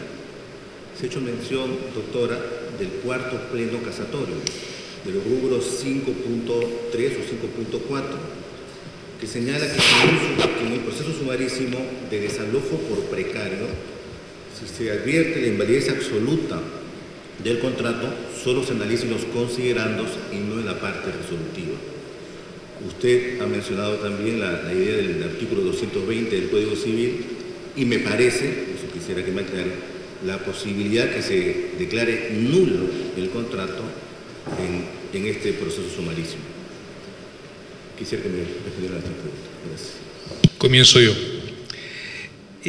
Solamente para precisar mi posición, ¿no? Si bien es cierto que invoqué el artículo 220, si estamos frente a la pretensión del otorgamiento de escritura pública o no, para ser claros, el juez podrá obviamente fundamentar, por si acaso no he dicho que en ese momento tiene que declarar de oficio la invalidez, sino que cuando la validez sea manifiesta, se niegue la pretensión del otorgamiento de escritura pública, obviamente fundamentado en la invalidez del acto jurídico, ¿no? Ahora bien, mi razonamiento se centra principalmente en el aspecto de validez, invalidez del acto jurídico. Y es por eso que puse el ejemplo, ¿no? Si bien no era un tema de transferencia de propiedad inmueble, en un ejemplo en el cual la ilicitud era manifiesta, ¿no? Podríamos también poner el ejemplo de la venta de Machu Picchu, qué sé yo, que es un inmueble. Ahora, si la pregunta respecto del precio, yo sí estoy más en línea con el planteamiento del magistrado Yaya, en el sentido de que, salvo que dentro de ese contrato el precio haya sido una condición, el pago total del precio haya sido una condición al otorgamiento de escritura pública, no veo que en este caso el juez pueda negarse el otorgamiento de la escritura pública, y aquí tengo mi discrepancia con lo dicho con el profesor Ramírez. Eso sería todo. Muy amable, doctor, por la pregunta, muy interesante. A ver, acá tenemos dos órdenes de consideraciones. La primera tiene que ver con la formalidad. Nuestro Código Civil ha creado un sistema justamente tratando de evitar la gran incertidumbre que generaba la aplicación del Código anterior con relación a las solemnidades. porque con ese tema de las formas attuationem y a solemnitatem, la ley exige formas. Usted celebrará el contrato de esta manera o lo hará de esta otra. En el primer caso era una solemnidad, en el segundo caso una forma attuationem. ¿Y cómo lo sabemos? Si en ambos casos el legislador redactaba el artículo en términos de orden, porque la ley, como dice el Código chileno, manda, prohíbe o permite. Entonces dice, se hará así. Y ese se hará así podría significar solemnidad o podría significar, ¿verdad?, una forma de aprobación. Entonces, para zanjar con ese problema, el Código actual trae una fórmula de la que conversábamos hace un rato con algunos de los profesores aquí y veíamos que se planteó esa fórmula, pero el legislador tuvo un poco de mala memoria a lo largo de la redacción de los artículos en la totalidad del Código. La fórmula es que si el legislador, o sea, si la ley señala una forma y no cuida de advertirnos que la inobservancia acarrea la nulidad, entonces esa forma no es una solemnidad, es solo un medio de prueba. En teoría, esa es la fórmula que la ley ha establecido, y lo dice claramente, para distinguir cuáles son los actos solemnes de los que no lo son. Entonces, en el caso de la hipoteca, la ley señala que la hipoteca, ¿verdad?, se debe constituir por escritura pública, pero no señala que esa solemnidad lo es porque no observarla acarrea la nulidad del contrato. Entonces, acá podemos hacer una discusión sobre si es un olvido del legislador y debió señalar bajo esa nulidad, o deliberadamente el legislador quiso establecer esa forma, ¿verdad?, como una forma de aprobación. Lo cierto es que finalmente ese contrato tendrá que acceder al registro y para poder acceder al registro requerirá de una escritura pública, como lo ocurre en el caso de la compraventa o de los otros actos inscribibles. Entonces, si nos atenemos a que ese artículo no sanciona con nulidad la inobservancia y aplicamos la fórmula legal que establece la ley, entonces ese contrato de hipoteca no es solemne, que es lo que yo creo. Lo cual no significa que no se tenga que otorgar luego la escritura pública para poder acceder al registro, pero el contrato de hipoteca se habrá celebrado porque no es solemne, y entonces el interesado acudirá al Poder Judicial a decir: tengo un contrato de hipoteca válido que no está escriturado, mi contraparte no quiere otorgar la escritura, señor juez, usted ordene que se otorgue esa escritura pública. De lo contrario, habría que sostener, tesis que yo no comparto, que esa es una solemnidad, que no hay tal contrato de hipoteca mientras no se haya otorgado la escritura pública, y entonces no se puede invocar la existencia del contrato para pedir, ¿verdad?, una mera formalidad. Ese contrato será nulo por defecto de forma y simplemente no será posible que el juez atienda la petición de otorgar la escritura pública. Muchas gracias. Bueno, quisiera aclarar una cosa respecto de su pregunta. Siempre sobre este sumarísimo, que parece que la palabra sumarísimo causa mucha confusión. Eso, si el legislador tuvo la idea de que fuera, porque el problema que usted me plantea valdría en un conocimiento, en un abreviado, en un sumarísimo. O sea, no altera el escenario el que sea sumarísimo, pero la palabra esta causa un gran influjo. De hecho, el legislador no quiso usar la palabra ordinario, le puso proceso de conocimiento y le puso abreviado, y al otro sumarísimo, que bien hubiera podido ponerle abreviadísimo, ¿no? O brevísimo, que brevísimo no es, porque si uno ve luego, este proceso ha durado casi 3 años, o sea, un sumarísimo es sumarísimo en el papel, ¿no? Ahora, lo que usted me plantea es que si yo estoy de acuerdo en buena cuenta con lo que se puso en la anterior sentencia del cuarto pleno. Obviamente es más o menos del mismo tema, y es cuál sería la metodología en el caso, el método a seguir cuando se levanta una cuestión, que la levanta de oficio el juez, y cómo se pone en definitiva en su decisión, ¿no? ¿Dónde se pone? Que si se pone en el fallo o se pone en la motivación, ¿no? Y el tema es que el juez solamente se puede pronunciar sobre lo que se le ha pedido, y eso no queda derogado por el 220, aunque en la terminología parecería que sí. El segundo párrafo. ¿Qué se hace? Repito, esto igual es si fuera un conocimiento, un abreviado o un sumarísimo, que salta la cuestión, que no plantea la parte, sino que la plantea el juez, y obviamente tiene que darle la oportunidad a las partes que digan la suya. O sea, algún día espero que esto, encontrar el mecanismo para que esto se haga, ¿no? Que no tenga una sentencia sorpresa, ¿no? ¡Bum! Un argumento que lo saca de la manga, como un as de abajo de la manga, y ¡bum! Lo saca recién a sorpresa en la sentencia. Y lo peor es cuando esto ocurre en apelación, que es donde ya no hay casi nada después, ¿no? O la propia Corte Suprema, conociendo el recurso de casación. O sea, no, nunca debe ser nada sorpresa, partiendo de esa premisa.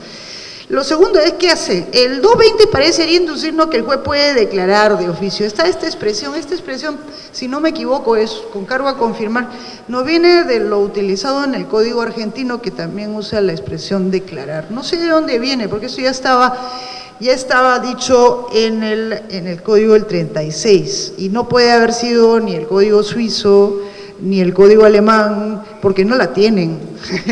Simplemente no dicen eso, no sé de dónde salió, lo más probable es que fuera, pues quizá influencia de Vélez, no lo sé.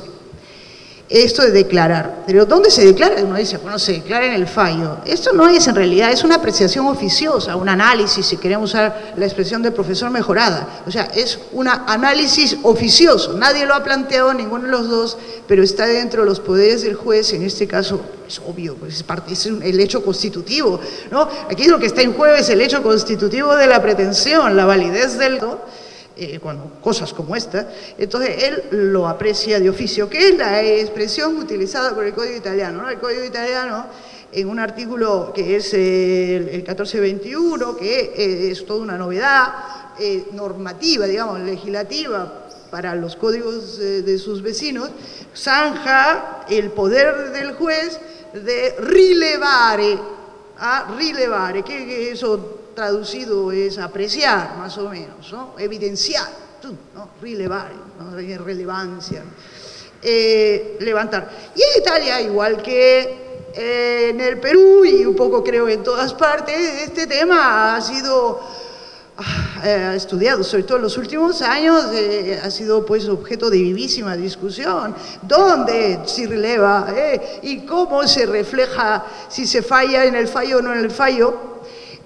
Pues obviamente si solamente es un hecho, yo aprecio el hecho, la circunstancia de la invalidez, eso no se declara, eso se aprecia y es el fundamento por el cual no se le da, en casos como estos, la razón al demandante.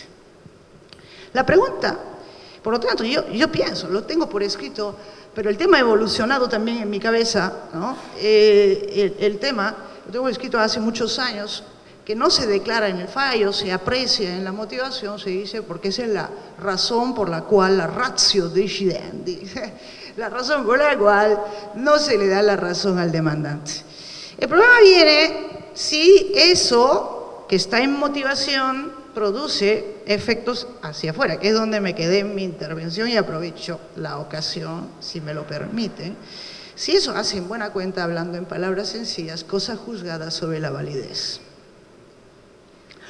Esto es un tema arduo, de largo aliento, yo pienso, entonces no se declara en el fallo porque nadie lo ha pedido, es el fundamento. O sea, quedando fijo, en casos como estos, en donde en buena cuenta se está pidiendo el cumplimiento, pues obviamente se deniega el cumplimiento porque el acto está viciado. ¿Hace cosa juzgada? Ese es el gran tema. Olvidémonos que sea sumarísimo, porque este efecto dice el sumarísimo. Todos los días se tramitan sumarísimos y lo que se resuelve es cosa juzgada. Vamos, si yo estoy dentro de los límites de la cuantía, lo que se decide ahí no es que sea provisorio porque es sumarísimo. No es provisorio, además nosotros no conocemos ni eso cuando deberíamos conocerlo. Obviamente hace cosa juzgada. El tema es si una cuestión apreciada incidenter tantum, en el caso concreto, hace o no hace cosa juzgada.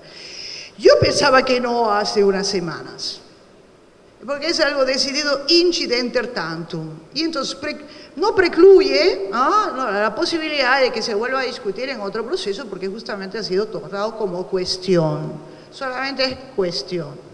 Pero pensando y repensando, en parte, es un tema todavía no madurado bien, yo creo que sí, incluso si se declara fundada. Si declaró fundada, el juez declara fundada la demanda de otorgamiento de escritura partiendo de la premisa que él ha tenido que analizar la validez del acto, él está diciendo por implícito que el acto es válido. Nadie debería ya poderlo discutir, al menos no interpartes, los que fueron parte. Y se está madurando en mí la idea que además, porque me he leído las sentencias últimas de la Corte de Casación italiana, justamente en secciones unidas, que simplemente ha establecido el decálogo, el decálogo de la declaración oficiosa, de la apreciación oficiosa, y de en qué casos produce cosa juzgada y en qué casos no lo produce, y en qué casos sí se puede poner en el fallo y en qué casos no se puede poner en el fallo. Pero y de lo que queda claro, y más o menos esto estoy madurándolo, queda claro que solamente se pone en el fallo cuando se ha pedido. Solo que el proceso italiano, a diferencia del peruano, es un tantito más elástico que el nuestro y conoce la figura, ignorada entre nosotros, conocida en el ordenamiento brasilero también, del accertamento incidentale, en donde es posible que la parte por la cuestión levantada o de oficio o por la propia contraparte pueda pedirle al juez que expresamente se pronuncie sobre ello como una cuestión prejudicial. Y de hecho, la validez del acto en casos como este es una cuestión previa, prejudicial, lógica, sobre la cual el juez debe pronunciarse. Pronunciarse en el sentido de tomarlo en cuenta, no en decisión, no en fallo, sino en los considerandos. Sumarísimo, yo más bien haría la invocación a revisar esta idea, que es muy pesada, o sea, que pesa mucho esta idea de que el sumarísimo es de cognición sumaria. El sumarísimo es tan potencialmente de cognición plena como un abreviado o como un conocimiento, con la única limitación, que reitero, la arbitraria de no posibilitar la reconvención.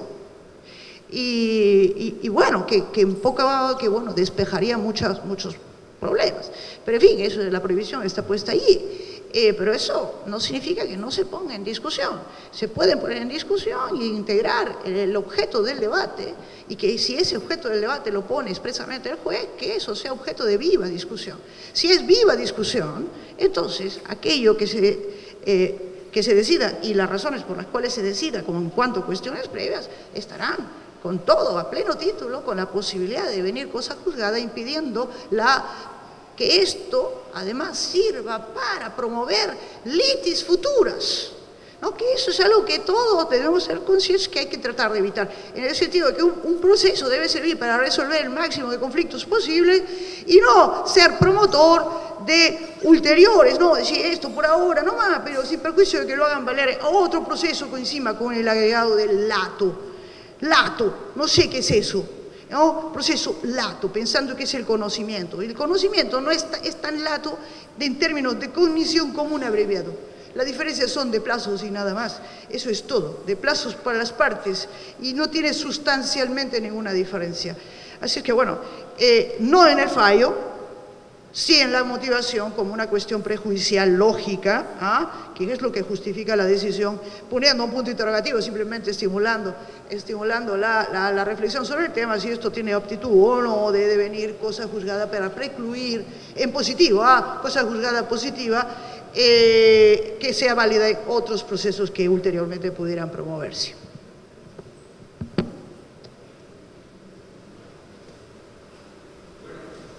Bueno, señores amigos de la curia, señores jueces, hemos podido apreciar que hay una uniformidad en los aspectos nucleares del problema que se ha tratado el día de hoy. Sin embargo, han surgido una serie de sugerencias que tengan ustedes la seguridad que las vamos a apreciar mucho y probablemente sean aprovechadas. Por supuesto, la doctora Ariana también no ha cerrado el caso, ha aperturado otro problema de la cosa juzgada, que Vamos a verlo también, por supuesto, como una cuestión colateral que ha surgido de los aportes hechos por ustedes, señores amigos de la comunidad. Dicho